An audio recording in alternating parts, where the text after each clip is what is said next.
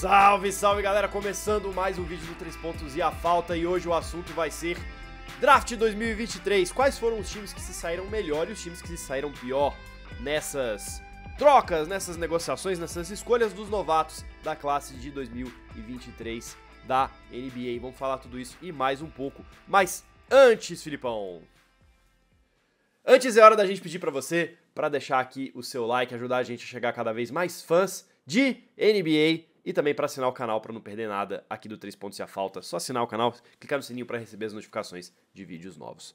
Vamos lá, Filipão, vamos falar aqui sobre os jogadores e os times que... Não, aliás, você tem que vender o peixe melhor, cara. Faltam 70 seguidores, Tá aí, 70 inscritos. Por 5 mil, bicho. Ajuda a gente a chegar aos 5 Família, mil. que isso, velho. Aqui, ó. Muito bem, bem lembrado, Filipão, bem lembrado. Eu queria começar esse vídeo aqui falando que, obviamente, esse vídeo a gente deve falar em outros times que não são o San Antonio Spurs, porque o San Antonio Spurs é um vencedor óbvio desse draft, tinha a primeira escolha e escolheu o Victor Wembanyama, que é aí um prospecto de talento geracional, um cara que aparece na liga uma vez a cada não sei quantos anos. Então assim, é óbvio que o Spurs é um dos vencedores. A gente falou muito sobre o Wembanyama no nosso vídeo de pré-draft, né, sobre as habilidades que ele tem, o potencial que ele pode ter dentro da NBA e como que o Spurs pode aproveitar isso. Então a gente recomenda que você assista esse vídeo também para saber muito sobre o Wemby, sobre como ele pode jogar no Spurs. Filipão, o Wembanyama de lado, qual você diria que foi o principal vencedor dessa noite do draft? O principal vencedor, eu vou começar, se você me permite, eu vou começar com talvez o mais improvável. E eu vou mencionar o nosso querido Los Angeles Lakers, Bruno. Por incrível Quem diria, né? que pareça. Quem diria, né? Quem diria, cara? E pra explicar essa minha escolha, esse meu começo de vídeo, é que, cara, eu quero destacar o excelente draft que eles têm os excelentes drafts que eles têm feito, né? Justamente por ter um dos melhores olheiros da NBA, Bruno. Os caras do Lakers têm tido uma facilidade incrível de identificar talentos que casam perfeitamente com as necessidades do time, mesmo sem dispor de escolhas altas. E já vem de anos, né? Foi assim com o próprio Austin Reeves esse ano, que pra mim foi o terceiro melhor jogador do Lakers na corrida muito profunda nos playoffs. E foi também com o Caruso e com o Kuzma, campeões pelo time na bolha, que, de novo, foram escolhas muito tardias no draft. Então, assim, ou seja, além de ter um dos melhores GMs da liga, um cara que tira leite de pedra em termos de reforçar o elenco com pouca coisa, o Lakers também tem um dos melhores scouts da liga, e não à toa o Lakers está figurando aqui na minha lista de vencedores, Bruno, desse draft. A primeira escolha deles foi um cara chamado Jalen Hood-Schifino, que é um cara muito promissor, um número 2, né? Um shooting guard de Indiana. E, Bruno, um cara de 1,98 m que pode jogar, como eu falei, portanto, tanto na 2, como eu mencionei, quanto na 3. E o melhor, ele é grande para essas posições. Teve média de 14 pontos, 4 rebotes e 4 assistências no college, sendo 42% de quadra e 33% de 3. Posso comparar ele com algum jogador da liga de hoje? Eu diria que ele é um cara dos moldes do Bruce Brown, justamente por ser um cara, né, um armador com uma fisicalidade, com um tamanho um pouco mais evoluído, né? Agora, em termos de fit, eu adorei essa pick, porque ele foi um dos melhores jogadores de pick and roll no college, Bruno, no college americano. E esse é o arroz e feijão do Lakers, né, cara? Sim. Se o time depende dessa arma quando usa o AD de parede, né, com os armadores, ou com o próprio LeBron fazendo esses cortes, então eu acho e vejo já o Schifino caindo com uma luva nesse time. Só para ilustrar, Bruno, o time de Indiana no college fez 302 pontos em 366 pick and rolls ano passado, e quase todos eram centrais em relação à quadra. E eles usavam as mesmas screens que, como eu mencionei, o AD faz tão bem no Lakers. Nessas oportunidades, ele converteu 41% de pull-up e 46%, Bruno, de arremesso de quadra efetivo, que é aquela meta que a gente sempre explica, que é uma meta que também inclui a porcentagem de arremesso, de conversão de lances livres. Ou seja, ele não é apenas muito fluido nessa função, mas como ele também é um bom pontuador em volume, que é algo que vai ajudar bastante a tirar a pressão das duas maiores estrelas do Lakers. Vale dizer também, Bruno, que ele jogou também no college com uma co-estrela, que era o Tracy Jackson Davis, e ele elevou o seu companheiro consideravelmente. Então eu imagino que ele vai fazer o mesmo, tanto para a segunda unidade do Lakers, quanto jogando com os titulares, porque ele tem um teto, para mim, muito, muito alto, muito interessante. Já pensando em termos de projeção futura, eu não imagino, Bruno, que o Lakers vai renovar com o Lonnie Walker. E também não imagino que o Dennis Schroeder vai voltar, justamente porque ele tá, vale lembrar, com um salário muito baixo, perto do mínimo. E eu imagino que ele vai ter propostas maiores para jogar em outro time. Então, assim sendo, o Lakers teria um buraco na rotação dessa backcourt titular. Então eu vejo, Bruno, o Chifino, cara, ganhando uma boa minutagem logo de cara. O que vai agregar muito para esse time. Ele só vai ter que melhorar um pouquinho, na minha opinião, o aspecto defensivo, porque ele não é muito ágil, por causa do tamanho dele, mas ele tem uma envergadura tão boa que ele pode contribuir também com muitas roubadas de bola. Então, assim, eu vejo ele contribuindo, jogando tanto com o Austin Reeves, por exemplo, que ele pode compensar essa falta de defesa, de ímpeto defensivo dele mesmo, dizendo assim, e explorar mismatch, por conta da altura dele. E quando ele explora mismatch, ele vai, obviamente, no campo ofensivo, sobrar a bola na mão dele, e ele pode se transformar num pontuador, como eu mencionei, para ajudar bastante esse time do Lakers logo no primeiro momento, cara. Sim, muito interessante você ter falado dessa questão dos olheiros, né, e de como que o Lakers vem aproveitando bem essas escolhas que eles têm tido, que não são muito altas. Ajuda um pouco a explicar o quanto o Lakers tá protegendo as picks que eles têm boas de 2025 e 2027, né? Já tem tanta temporada que a gente vem falando sobre, poxa, eles têm esses dois ativos que podem ser importantes na hora de trocar para tentar trazer uma estrela para jogar com o AD e com o LeBron, né? Talvez um dos motivos pelos quais o Lakers não tá querendo se abrir mão dessas escolhas esteja justamente nesse bom trabalho que eles têm feito, né? Não só pegando ali o Chifino na 17ª, mas eles também pegaram 2 jogadores no segundo round, né?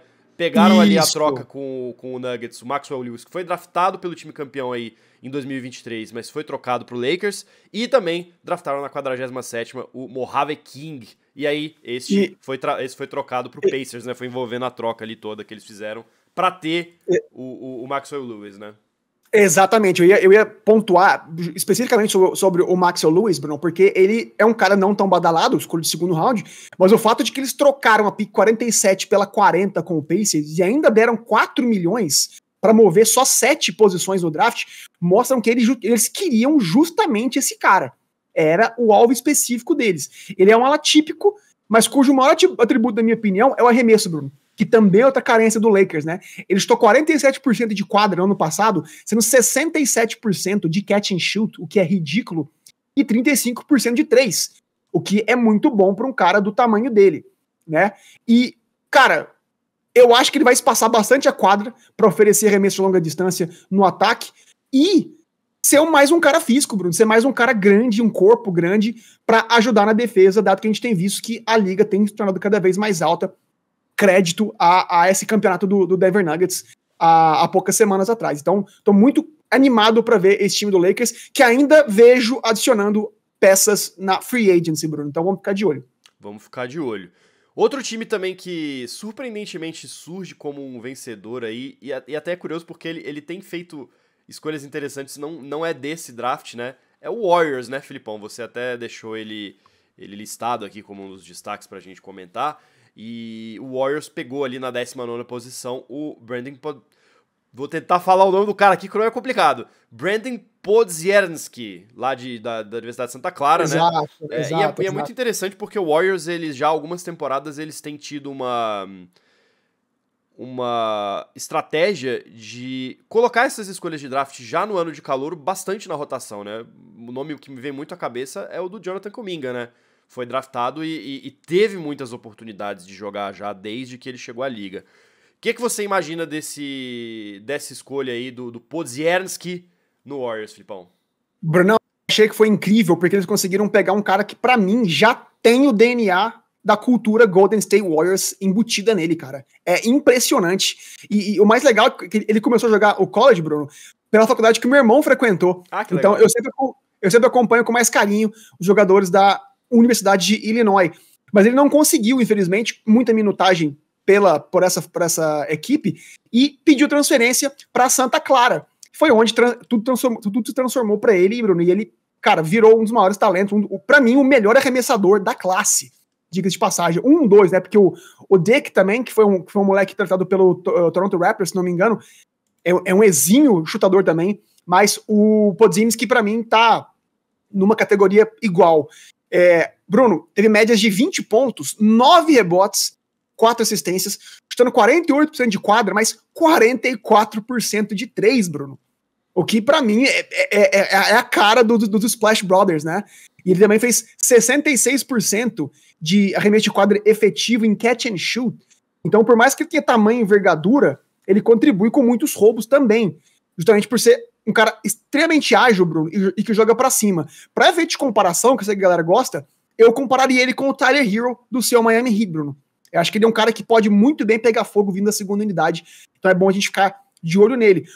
Em termos de fit, pro estilo de jogo do Warriors, que é um time que joga no ritmo muito frenético, que se beneficia muito da habilidade pode se beneficiar muito da habilidade do Podziemski, não apenas de arremessar livre, né, dado que ele vai ter Klay Thompson, Steph Curry, Chris Paul, para chamar a marcação, mas ele faz muito bem os pick and rolls também, Bruno, podendo contribuir, portanto, com o Draymond Green, com o Kevin Looney, justamente por conta do arremesso de quadra efetivo, que eu mencionei, que é muito alto, cara. Ele é um cara, Bruno, que chutou 54% depois de dribles.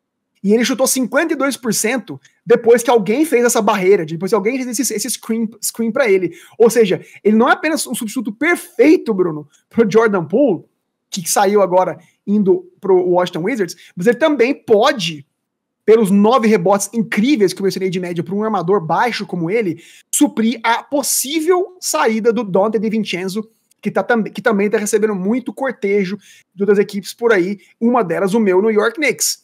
Então, Bruno, eu acho que ele é um cara que, assim, a diretoria foi brilhante do Warriors, porque já supriu eventuais 2 perdas com uma adição, e eu acho que esse moleque é muito, muito bom e pode contribuir, cara, tanto agora quanto pro futuro do Warriors.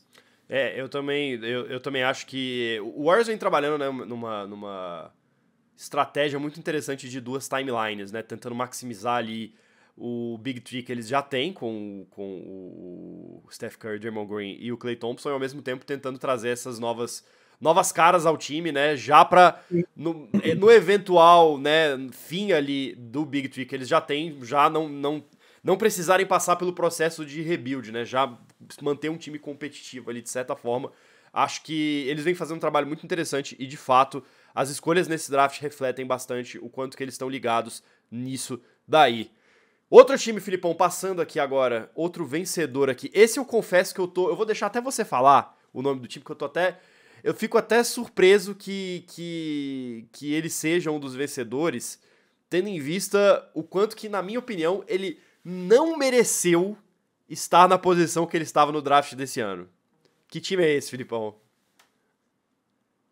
O time do Texas? É um time do Texas, onde joga uma estrela da Eslovênia.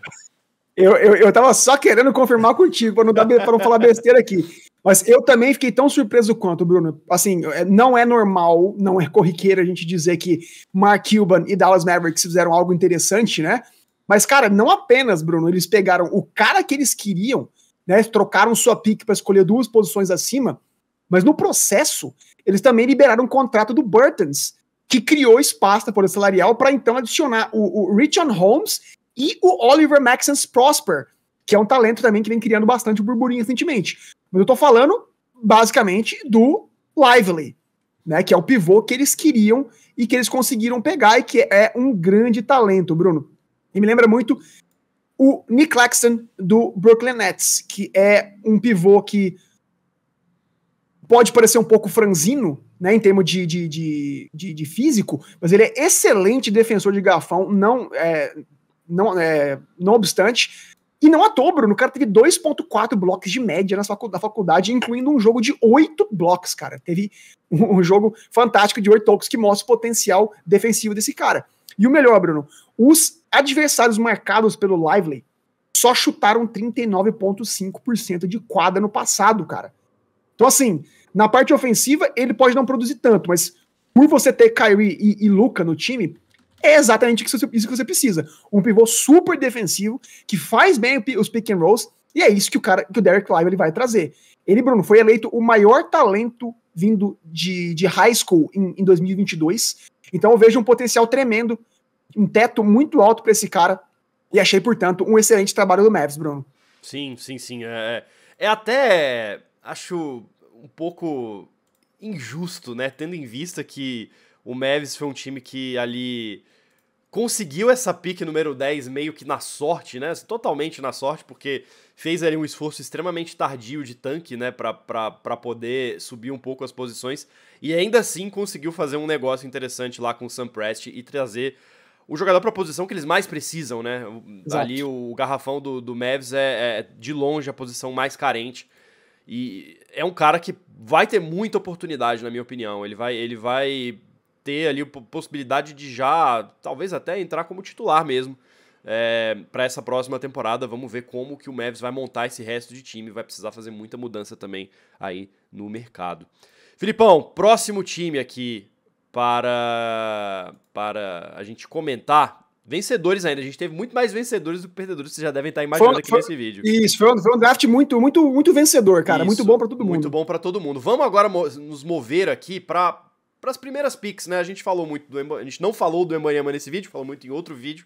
Agora a gente tem que falar aqui das picks número 2 e 3 e, obviamente, de Charlotte Hornets e Portland Trail Blazers, que ficaram com o Brandon Miller e o Scoot Henderson, respectivamente. Filipão, quem que você quer começar? Bruno, começa pelo Hornets, cara, e o pessoal pode até perguntar, mas por que vocês não falam do Embanyama e vão falar do Brandon Miller? Porque é o seguinte, Bruno, eu acho que o Hornets teve a oportunidade, houve uma especulação muito grande de eles possivelmente trocariam a sua pick com o Pelicans, né, ou também eles poderiam ter pegado o Scoot Henderson, mas eles fizeram, pra mim, o correto e foram atrás do Brandon Miller, que pra mim, Bruno, é o melhor fit pra complementar o LaMelo Ball, e por isso eu fico muito contente com a escolha da franquia, sim. Eu acho que, Bruno, ele é um catch and shooter de elite. Ele fez 40% das bolas de 3 no ano passado e jogando junto com o LaMelo, que é excelente playmaker, eles têm tudo pra cima das backcourts jovens, mais promissoras da liga, na minha opinião. Ele joga tão bem com a bola na mão quanto sem a bola na mão. Ele é atlético, é muito bom defensor de perímetro. Eu comparei ele com o Paul George, né, no nosso vídeo de prévia de draft, e ele pode tranquilamente, Bruno, se transformar também num cara que ofensivamente faz 20 pontos por jogo em média. Então eu tô muito animado para ver a direção que essa franquia do Hornets vai pegar agora com esses dois jogadores, maximizando o LaMelo Ball, né? Não foi uma escolha que você tiraria a bola das mãos da sua maior estrela. Então eu gostei bastante da decisão que eles tomaram. Foi uma decisão pensando no coletivo e não no talento individual. Achei que o Hornets, portanto, foi um grande vencedor desse draft. Foi, e além de ter... É muito interessante eles terem pensado numa direção de construção de time, tendo em vista que tem essa especulação grande de reformulação no front office e na direção do time, né? O Michael Jordan tem tentado negociar ali Exato. o Hornets, né? E quando você tem essa mudança... É difícil a gente ver um time que tá passando por esse tipo de situação querer investir no que eles já têm, né? Então é muito legal ver o Hornets realmente achando um complemento legal pro LaMelo Ball, que ainda é um jogador em pleno desenvolvimento, foi super bem na sua primeira temporada na NBA, e é um time que, tendo bons jogadores ao redor dele, tem sim um potencial interessante para crescer nas próximas temporadas. Lembrando que o Hornets não ficou só com a pick 2, né? Também teve a pick de número 27, draftaram o Nick Smith Jr. de Arkansas, e fizeram ali umas trocas para ficar com a pick 31, que eles draftaram aí o James Nagy, né? Na verdade o Pistons draftou e trocou para eles, aí fizeram todo aquele negócio, mandaram o pick pro Kings, envolveu o Celtics também, uma confusão. E também ficaram com a pick número 41, onde eles draftaram a Amari Bailey de UCLA. E o Blazers, Filipão, é muito interessante porque a gente vai falar aqui do Blazers, a gente vai falar do nosso... Tem um vencedor e um perdedor nessa história, né? Vamos guardar o Blazers então, Brunão? Vamos guardar. No próximo bloco? Então, beleza. Então, vamos guardar. Vamos fechar os vencedores de hoje com o Houston Rockets, Brunão, porque pra mim, eu já expressei pra você o quão hypado eu tô com esse time no privado, mas, cara, eu tô muito animado pra ver esses caras jogando junto, Brunão. O fato de que eles não apenas conseguiram finalmente pegar um ball handler e playmaker que eles tanto precisavam, quanto o Amen Thompson, eles também conseguiram um talento top 5, como o Cam Whitmore, que a gente previu que seria um top 5. Possivelmente o grande roubo desse draft, né, cara? Bruno, conseguiram um cara top 5 na posição 20 basicamente. Então, assim, né, vale dizer, Bruno, que eles são dois caras super altos, físicos, competitivos, ótimos defensores, ou seja... um quinteto titular com Amen Thompson, Jalen Green, Bruno, Cam Whitmore, Jabari Smith Jr. e o Alperen Sengun, é pra deixar o ADM aqui salivando, cara. Ainda mais lembrando que eles vão ser treinados pelo excelente Emil Udoka.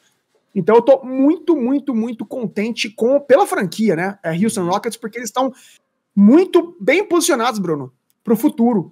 Né? Depois de amargurar alguns anos aí no anonimato, depois da troca do James Harden, eles vão finalmente entrando na relevância de novo, e eu vejo esse time muito, muito pronto já para inclusive figurar, Bruno. Vai ser um time que vai ter muitos highlights já, pode esperar por isso. Vai ser o famoso queridinho do League Pass. Galera que assina o NBA League Pass aí, fica de olho que os jogos do Houston Rockets podem ficar muito mais interessantes nessa próxima temporada. Bom, já que você puxou aí, né, o Rockets como o último dos vencedores, vamos falar aqui sobre os perdedores desse draft. É muito interessante porque o Blazers, né, que a gente deixou para passar para esse bloco, eles de certa forma eles venceram e perderam ao mesmo tempo, né? Porque ficaram com o Scoot Henderson, que era um prospecto da escolha número 2, acabou indo para 3, como a gente previu, né? Já que o Hornets preferiu ali o fit com o LaMelo e trouxe o Brandon Miller, então o Blazers conseguiu essa escolha aí super interessante, mas ao mesmo tempo o principal jogador do Blazers foi um dos caras que mais saiu perdendo, que foi o Dame Lillard, né? O Blazers parece indicar ali que vai tentar uma solução de construir para o futuro, né? O que talvez até traga impacto para a própria permanência do Dame Lillard na franquia, né? Embora ele já tenha falado inúmeras vezes que quer ficar, mas ao mesmo tempo já está, inclusive no momento que a gente está gravando esse vídeo, ele está se reunindo com a direção do Blazers para discutir o futuro da franquia, né? E o futuro dele na franquia, imagino eu. Então tá uma situação bem interessante o Blazers, Filipão. Como é que você vê essa história toda aí? Bruno, o Blazers ser vencedor em questão de ter feito certo pensando no futuro, mostra que, pra mim, o maior perdedor da noite do draft foi Dame Lillard. Era sabido que ele tentou ao máximo que a franquia trocasse essa pick para trazer alguém pronto para ajudar ele a ganhar agora lá na cidade, mas a diretoria escolher priorizar o futuro a provê-lo com uma ajuda imediata, mostra, Bruno, que eles estão com a cabeça realmente já no futuro e pensando já eventualmente numa troca. Então eu vejo o Dame Lillard como um grande desiludido nessa noite de trade, Bruno, de draft, e que a gente vai ter alguma notícia depois dessa reunião que eles estão tendo agora. Eu imagino que ele vai expressar esse descontentamento. Eu acho que a diretoria agora tá com as mãos muito atadas, porque não vão abrir mão dessa pick que eles fizeram, então eles não têm muito poder de barganha. A peça que eles queriam trocar, que pra mim vai ser o segundo time que eu vou mencionar aqui, não veio, e agora é muito complicado. Então eu imagino, Bruno, que os dias do Dame Lillard em Portland estão chegando ao fim, e portanto eu vejo ele como esse cara pra figurar entre os perdedores aqui. Vamos ver, né, se depois de tanto tempo de especulações a respeito do Dame Lillard saindo do Blazers, se a gente vê alguma coisa de concreto nessa temporada. Já teve um desses nomes aí que vivia aparecendo em especulação que finalmente desempacou, né? John Collins, que foi embora do Atlanta, foi trocado pro Utah Jazz. Quem sabe agora e o Bradley Beal também, né? Outro que pode ser outro cara nessa daí. Quem sabe o Lillard não é o próximo. Né? O Blazers, vale lembrar que também ficou com a pick de número 23, draftou o Chris Murray, de Iowa, e na segunda rodada, na pick de número 43, draftou o Ryan Rupert, que veio do NZ Breakers. Bom, pra gente fechar então, Filipão, New Orleans Pelicans, o time que tentou fazer trocas, tentou ficar numa posição mais interessante nesse draft, né? Cogitou-se até ali os rumores falando que poderiam até envolver o Zion numa negociação, mas no fim das contas nada disso aconteceu e o Pelicans teve só a pick de número 14, onde eles draftaram o Jordan Hawkins, do Connecticut, e só, Filipão. Por que esse time é um dos perdedores do draft? Bruno, você nunca é perdedor quando você termina com o Zion Williamson ainda no seu time. Vale dizer isso. Mas eles são perdedores porque a gente sabe que eles, de fato, tentaram e muito trocar o Zion, Bruno. Fazer uma troca pra... Não apenas o Zion, mas fazer qualquer troca pra pegar o Scoot Henderson, que era o cara que eles queriam. Então eles não terem conseguido esse cara que eles queriam, que eles viam como uma peça-chave pra destrinchar o potencial do Brandon Ingram, eventualmente, torna, pra mim, eles um dos perdedores dessa noite. Porque, Bruno, como você mencionou, conseguiram apenas o Jordan Hawkins, que é um bom arremessador e só. Ele não é um cara defensivo que eles precisam, não é um cara para vir do banco e ajudar o Valanciunas, ou seja, eles não responderam às maiores necessidades do elenco com essa pick. Então eu vejo o Pelicans com as mãos atadas, Bruno, sem muito o que fazer. E vale dizer o seguinte, a especulação minha aqui, a opinião própria, se eles realmente fizeram força para trocar eventualmente o Zion, é porque eles estão vendo o que ele tem feito nessa off-season e não estão contentes.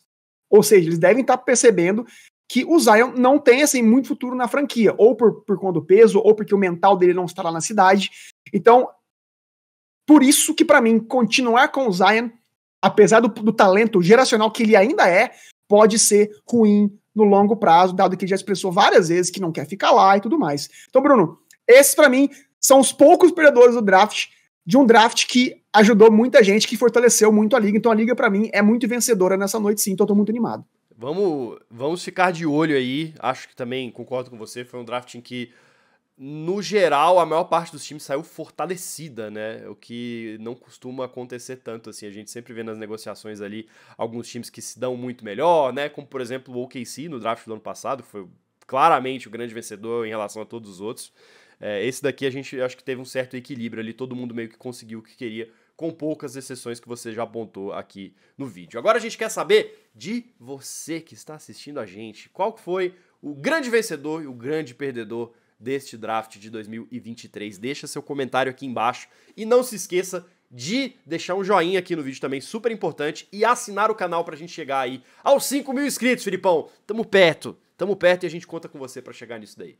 Filipão, tamo junto, obrigado a você que assistiu a gente até aqui e até o próximo vídeo. Valeu!